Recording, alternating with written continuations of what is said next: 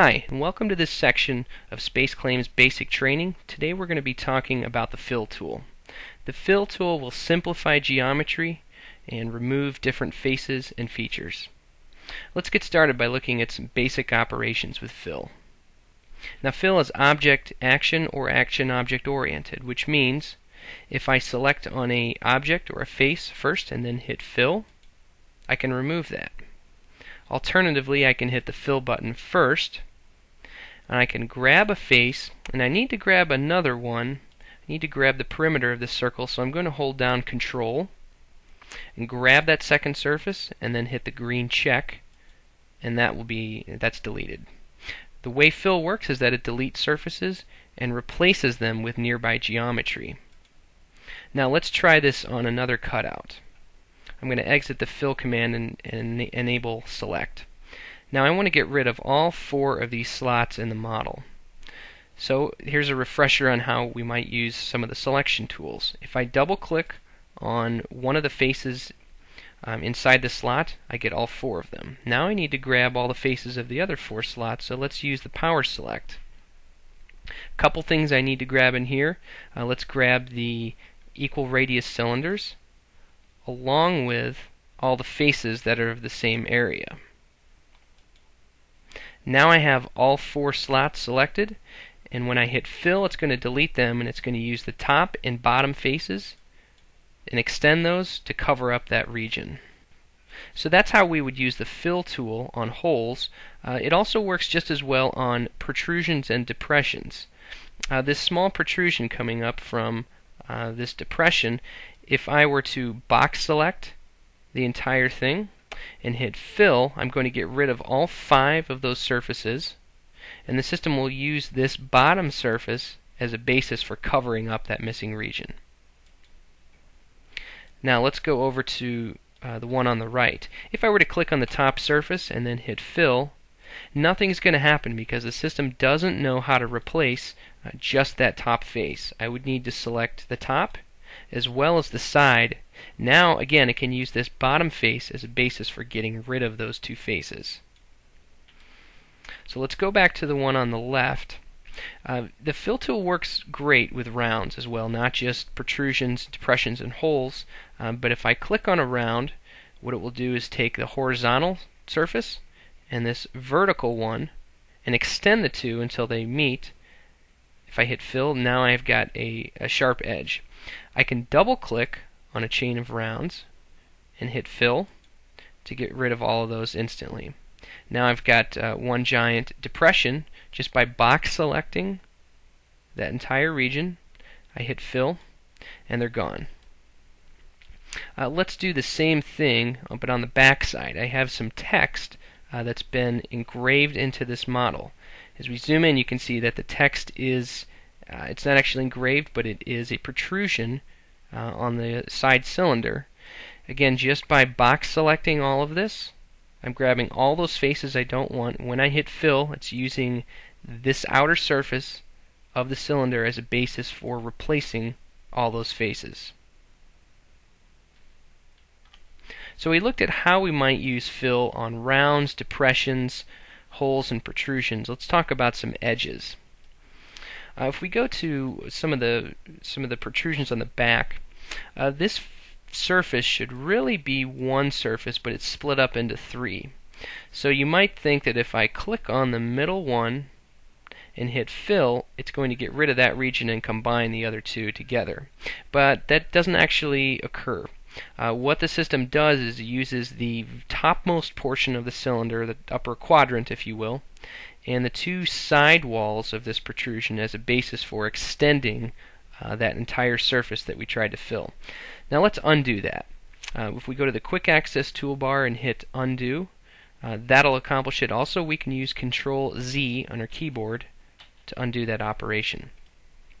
Now the way to get rid of that middle surface would actually be to fill in the edges that create it. I could do them one at a time, but I'm going to hold down Control and grab both edges, and then I'll hit Fill. So when the edges are gone, I'm left with just one surface. Now let's do something similar, but on the back side of this model. I have some sketches that were used or some sketches were used to create some regions on this surface that I don't want anymore. I want just the circular region.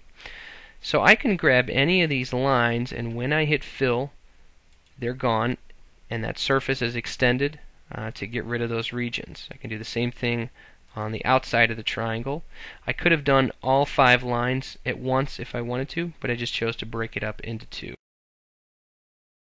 Let's take a look at how we can use fill on some more complicated regions of a model. Namely, an area where I have multiple rounds converging into one. It can be very complicated. When I try to use fill to automatically get rid of these, the system doesn't quite know how to extend faces and get rid of them. So the system will actually take a while to try to get rid of this, and it will error out. So I'm going to hit escape, and I'm going to show you a subset of the fill tool, and it's under the Prepare tab under Remove, and it's dedicated for removing rounds. Now, 2 things with this. As I have the button initiated, when I move around the model, only rounds are selectable. Any other faces I cannot select. The second thing is that when I do hover over the edge of a round, you're going to see 2 pink lines form.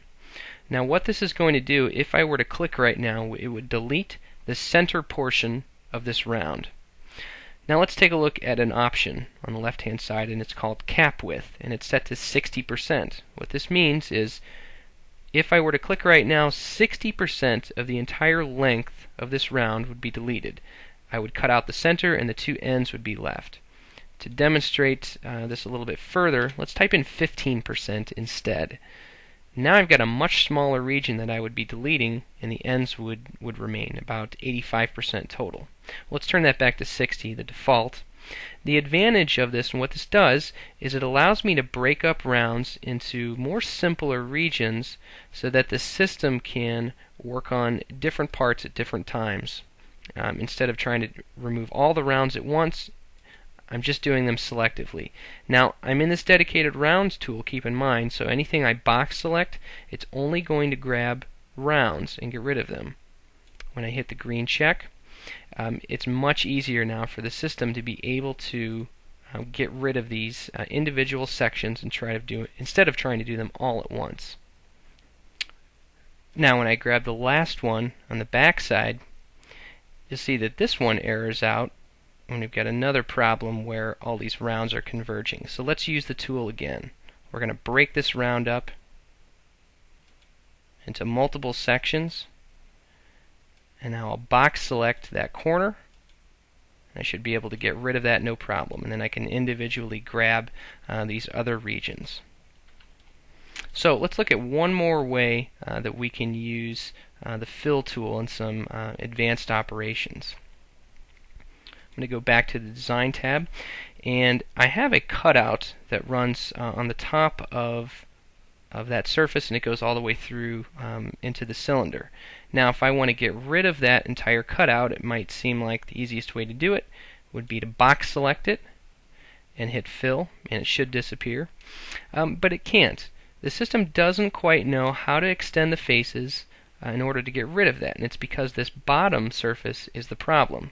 So what we need to do is use one of the intersect tools to create a surface on the bottom, namely 4 surfaces now that the system can remove all at once. And the way we're going to do this is using the split face command.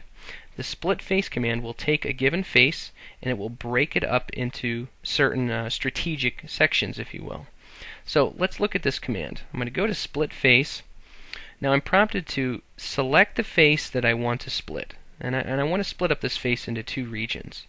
Now there's 4 different ways that I can split up a face. The first is by UV points, so it's going to draw somewhat of a Cartesian looking system. If I were to put this on a cylinder, it would project those 2 crosshairs as well. I can use a perpendicular line, so at any point where I am, it's going to draw a line that's normal to the curvature of that particular edge. Or I can grab 2 distinct points to create the split surface. Or I can use one of the elements, another face on my body, as a basis for cutting it up. Now notice as I hover over the cylinder, I get the pink line that extends down to the surface. that I want to split, and that's exactly what I want, so we'll go ahead and do that.